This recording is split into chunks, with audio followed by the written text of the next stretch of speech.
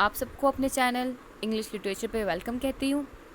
हमने जो इसके अंदर टॉपिक कवर करना है वो टॉपिक है Fathers and Sons by Ivan Turgenev, chapter number 1, summary and analysis. हम इस वीडियो के अंदर चैप्टर नंबर 1 की समरी और एनालिसिस को कवर करने वाले हैं। बगैर टाइम का वेस्ट करते हुए अपनी वीडियो को स्टार्ट करते हैं। सबसे पहले हम आते हैं समरी की तरफ।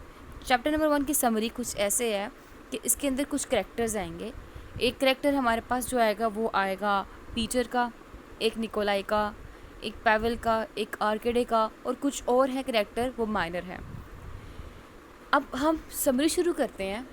ऐसा होता है कि जब चैप्टर स्टार्ट होता है ना, चैप्टर के स्टार्ट के अंदर ही बताया गया है कि निकोलाई, जो कि निकोलाई पेट्रोविच पूरा नेम है उसका, वो अपने बेटे आर्केडे का इंतज़ार कर रहा है।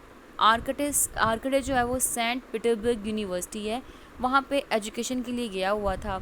उसने अपनी डिग्री कंप्लीट कर ली है, अब डिग्री के बाद वापस आना है। अब क्या होता है, जब ये चैप्टर स्टार्ट होता है तो निकोलाई अकेला नहीं है, इसके साथ इसका एक सर्वेंट भी है। उस सर्वेंट का नाम पीटर है, ठीक है। और पीटर नेम का मतलब क्या होता है?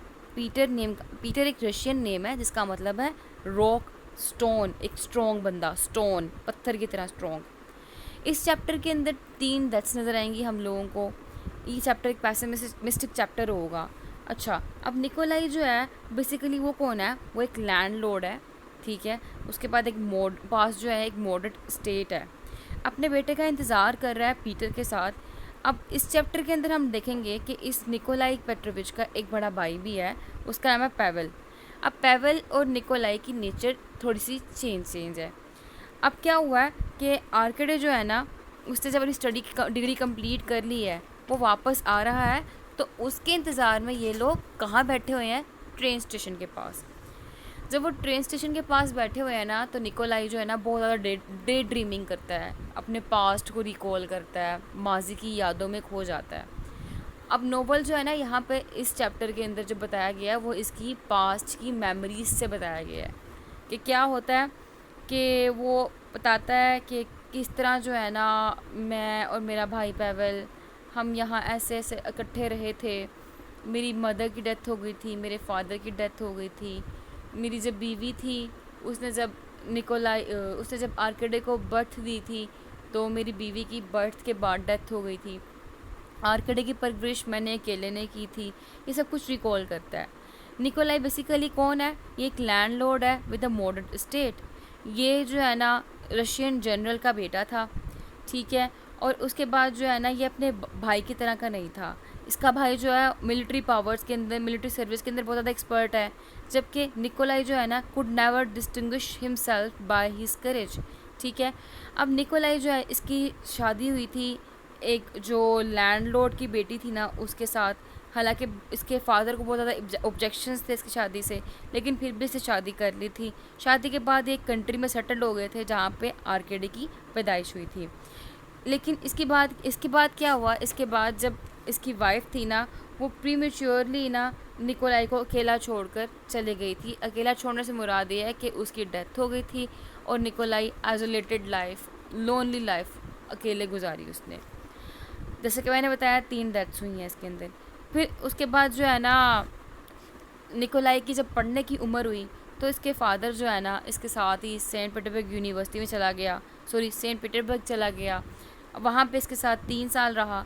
अब क्या हुआ कि आर्किडे जो था अपनी स्टडीज़ की कंटिन्यू थी, लेकिन जो निकोलाई है वो फिर उसको छोड़ के वापस अपनी स्टेट रशिया में आ गया। अब क्या हुआ, और वो कब आया था? वो इसलिए आया था क्योंकि विंटर का टाइम पीरियड था और वो ना अब मज़ीद जो है आर्किड के साथ रह नहीं सकता था।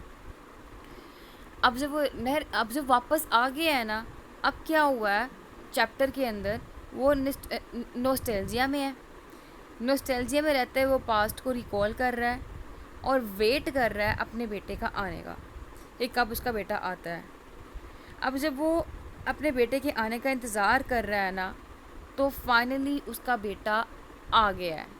अब उसका बेटा जो आया है, उसके बेटे का नाम है आर्किडे। जैसे ही उसका बेटा आया है, उसने फ़ौरन से उसको गले लगाया है, ठीक है। Son lock in, father and son lock in and embrace, ठीक है, गले लग गए हैं, और यहाँ पे हमारा चैप्टर नंबर 1 एंड हो जाता है। एनालिसिस की तरफ आते हैं तो देखें इसमें ना चैप्टर के स्टार्ट पे जिस बंदे का जिक्र किया गया है वो है पीटर। पीटर कौन है? सर्वेंट। ठीक है, पीटर क्या करता है यहाँ पे, जिस तरह सर्वेंट ट्रेडिशनल सर्वेंट्स थे ना रशिया के अंदर, उनकी सूरत हाल ये थी, वो रिस्पेक्टिव फॉर्म में अपने जो मालिक होते थे उनका हाथ चूमते थे। लेकिन हमने नोवेल के अंदर देखा, जब हम टेक्स्ट पढ़ रहे थे, तो उसके अंदर ना पीटर ने अपने सर्वेंट का, अपने जो है ना मालिक का हाथ नहीं चूमा, चूमने से इनकार कर दिया। तो ये जो चीज़ थी ना, ये रिफ़्लेक्ट कर रही थी रिवोल्ट, ये रिफ़्लेक्ट कर रही थी कि जो है ना किस तरह से सर्वेंट के अंदर जो है काइंड ऑफ रिवोल्ट आई है। और ये एज का हिस्टोरिकल बैकग्राउंड भी शो कर रहे थे, कैसे सर्व्स ने अपने लैंडलॉर्ड्स को ओबे करने से मना कर दिया था। ठीक है, इसके साथ साथ हम लोगों ने देखा कि इस एज के अंदर ट्रांजिशन आ गई, चेंज आ गई। जैसा कि पहले मैंने बताया, जो सर्व्स थे बहुत ओबे करते थे अपने मालिक का, लेकिन अब यहाँ पे वैसा ओबे नहीं रहा। ठीक है, वैसे ओबीडियंट नहीं रहे थे वो सर्व, जैसा कि इसने हाथ चूमने से इनकार किया। बाकी पैसिमिस्टिक टोन थी चैप्टर के अंदर। क्यों? इसके अंदर डेथ्स, 3 डेथ्स दिखाई गई हैं। वो बड़े साइकोलॉजिकल वर्ड इस तरह के यूज़ किए गए हैं कि जब राइटिंग हम देखते हैं ना, उसमें बाकायदा साइड होता है, लाइक शायद तकलीफ़ करना, लाइक दुख का सांस भरना, इस तरह से ये साइकोलॉजिकल जो टोन होती है उसके लिए राइटर डालता है इस तरह के वर्ड्स जो है। उसके बाद हमने इसके अंदर देखा कि जो चैप्टर है ना, बेसिकली नोवेल का जो चैप्टर है, उसमें जो निकोलाई पेट्रोविच है ना, उसके डायलॉग्स की बार बार रेपिटेशन होती है।